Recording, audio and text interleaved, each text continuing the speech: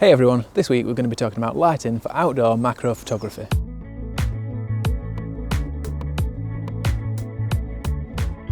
So if you've seen any of my other macro photography videos, you will have seen me using lighting quite often when I come out into woodland areas. And that's just to help illuminate the scene because it can be quite low light. It's quite cloudy today, it's low light anyway in the woodland area, so having that extra bit of lighting can really make the difference. So I've brought a couple of different lights with me today and I'm going to be talking about the benefits and how you can use those to improve your macro shots.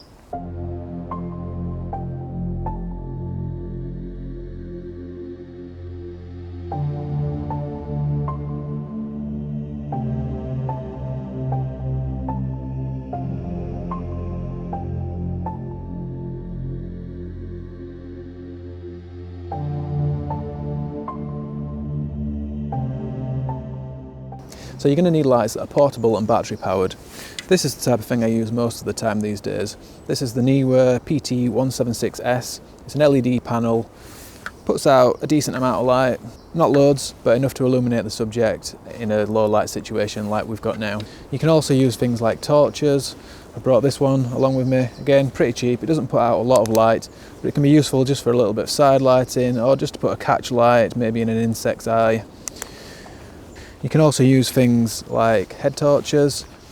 They're quite useful because they allow you to work hands-free. You can pop those onto your head and then you can still use your hands. And the other thing that you can use, which I haven't brought with me today, is a flash. So I've got a ring flash that you might have seen in some of my previous macro videos. That just goes onto the end of your lens, and when you take the shot, it gives a little flash. That can be useful if you're working with insects and things, if you don't want the constant light. But you can also set it into a constant light mode as well. So today I brought with me the Z7, the Sigma 105mm 2.8, and I've just spotted this feather which is kind of stuck to this branch here. So I'm just focusing in on that, see if I can get a good shot. It is a little bit windy today, which is not ideal for macro. It means I'm going to have to try and get a fast shutter speed to stop the movement. Fast shutter speed means that I need to increase my ISO, and that's where the light really comes in handy as well, because extra light means that I don't have to put my ISO as high. So let's see what we can get.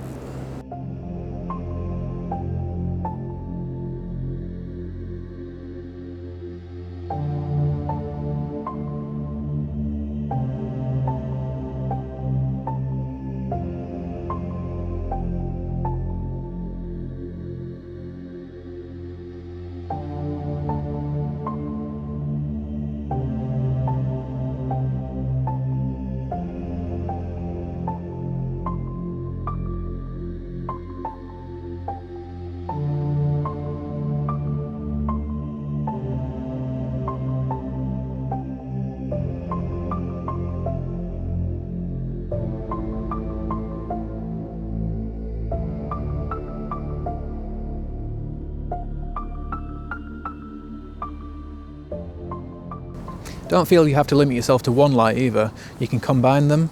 So I'm using the head torch at the moment and the LED. I've got the overhead light from the head torch, and then I can use some side light or get underneath my subject with the LED. I found a couple of little mushrooms just down here, and there's some nice green moss on there as well. So I'm hoping that'll be a nice shot. Like I said, I'm just getting the light from the head torch down on top of the mushrooms, and I'm illuminating the side and the underneath of the mushrooms with the LED panel.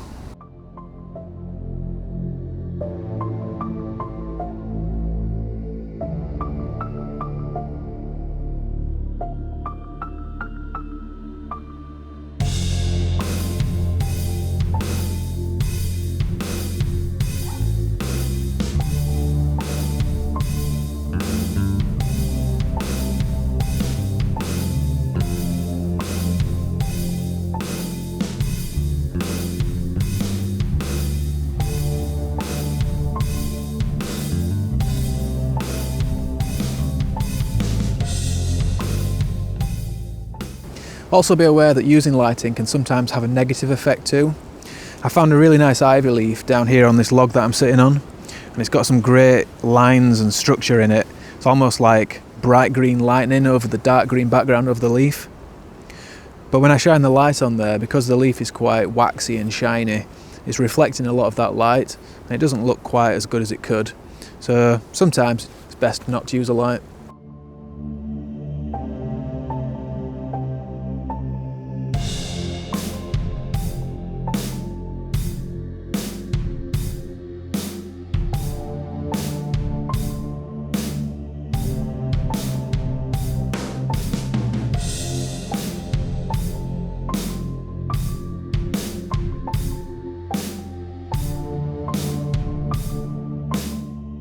Okay, so I found another one of those mushroom fungus type things on this log here. It's a little bit bigger than the other two that I saw before, so I'm hoping to get a little bit more detail on this one. What I'm going to do is take two shots of this, one with the lighting and one without, and then we can compare those two shots and really see what the lighting's doing to the scene.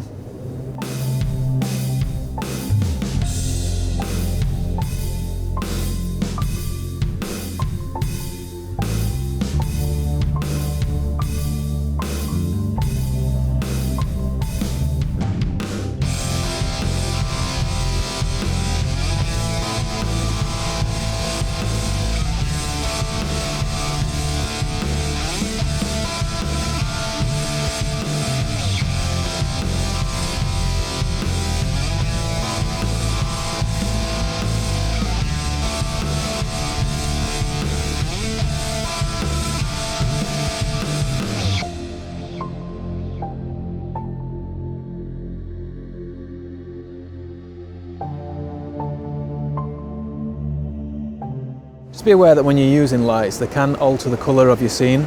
It will depend on the temperature of the lights that you're using. Some will be brighter, warmer, some will be cooler than others. With more expensive LED panels, you can alter that temperature, but with the cheaper ones, you're stuck with what you've got really. It's not really a problem for me. I shoot in RAW and I just adjust it in Lightroom later anyway. I can alter the light balance to compensate. But if you do want to do it in camera, you can do that as well.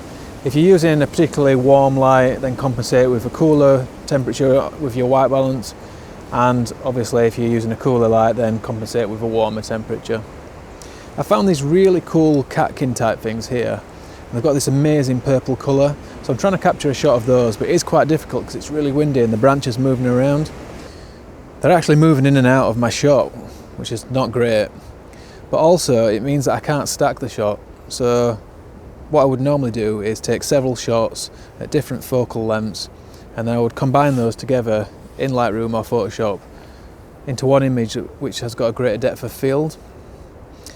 But I can't do that right now because it's moving so much that every single shot the subject will be in a different place.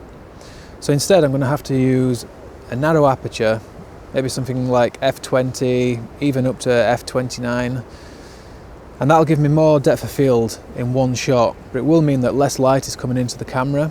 So I'm going to have to increase my ISO, and I'm going to have to get the lights on there. So this really is a situation where the extra lighting can really make a difference. It will mean that you don't have to push your ISO quite as far as you would normally.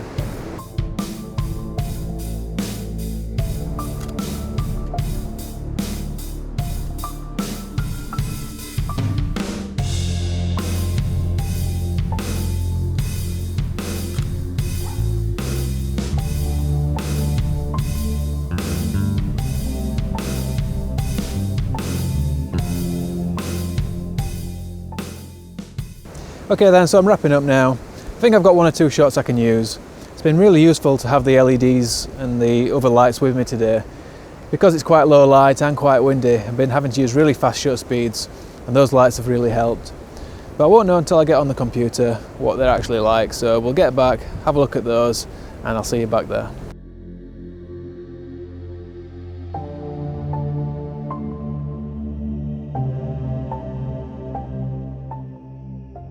Alright, so I'm back now and I've had a chance to go through the photos. You will have seen some of them as I've put them throughout the video. I'm reasonably pleased with the shots. From a technical point of view, they're quite good, they're quite sharp, there's a lot of detail there. Although I think there could be some improvements with the subject and composition, but that gives me a reason to go back out again and try and improve. I was quite happy with the lens setup, with the Sigma on the Z body. It works really well, it's a really good lens, really super sharp.